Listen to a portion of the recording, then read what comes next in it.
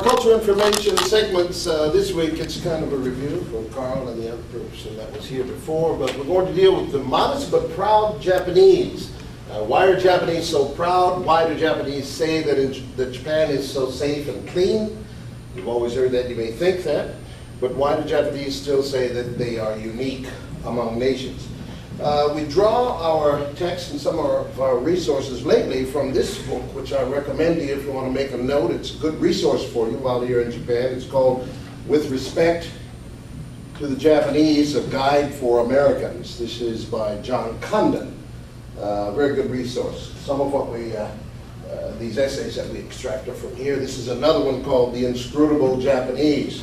It's in English and Japanese, and I recommend this one strongly. It deals with all sorts of nuances about Japanese culture.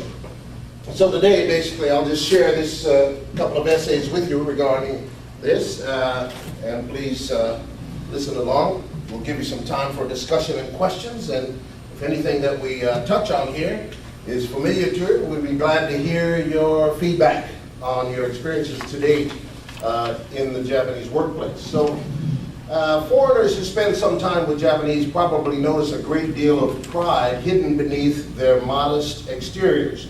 Japanese are particularly concerned with what people of other nations think of them. The degree to which the Japanese media focuses on foreign criticism and perceptions of Japan is truly amazing. Ironically, this preoccupation also reveals the pride of the Japanese. Historically, Japan closed its borders in the 17th century and was isolated for 200 years. When Admiral Perry came to Japan in 1853, Japanese realized how much the world had changed over the course of those years and how far behind they had fallen.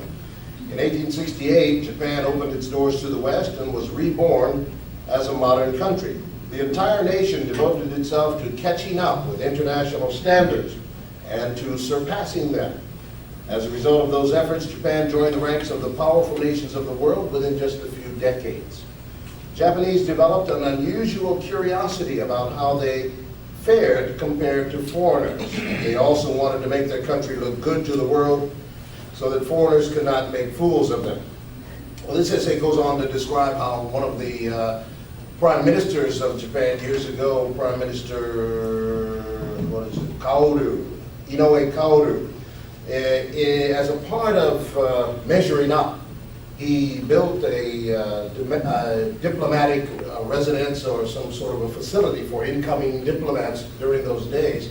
And it was totally awesome, opulent kind of facility that he thought gave Japan the image that was that they were suffering from in terms of comparing to other nations. And the dignitaries who would visit here were very impressed with what Japan could do and how they could be accommodated, which was not typical of the standard way Japanese lived themselves.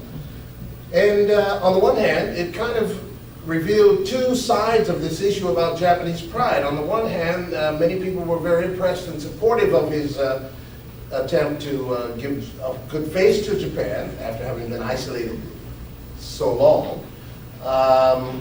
And it was a source of pride for them.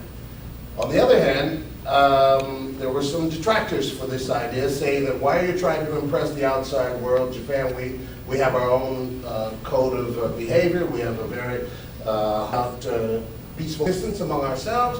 The West could really learn a lot from us, so why are we trying to show them how we can compare with them?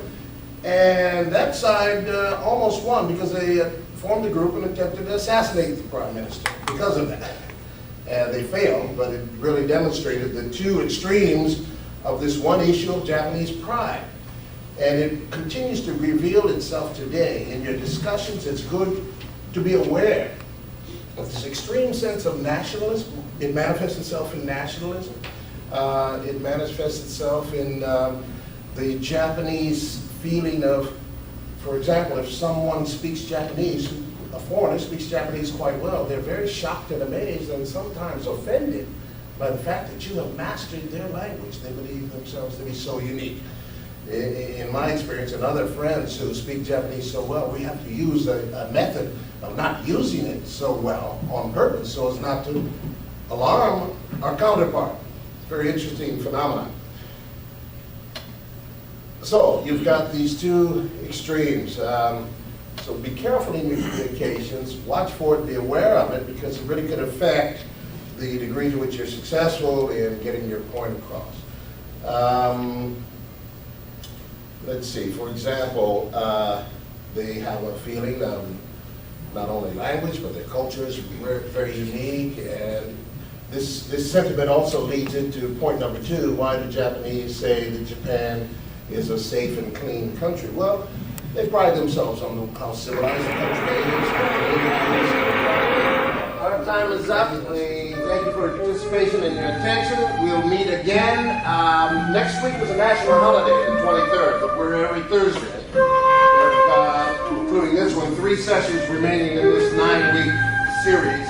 So the 30th of November and then again the 7th of December. We'll be right here, so please come back and bring your colleagues and let's talk a little bit more about Japanese culture. Keep in mind that we have the 24-hour crisis hotline if you have interpreting problems, if you have traffic accidents, if you have medical problems.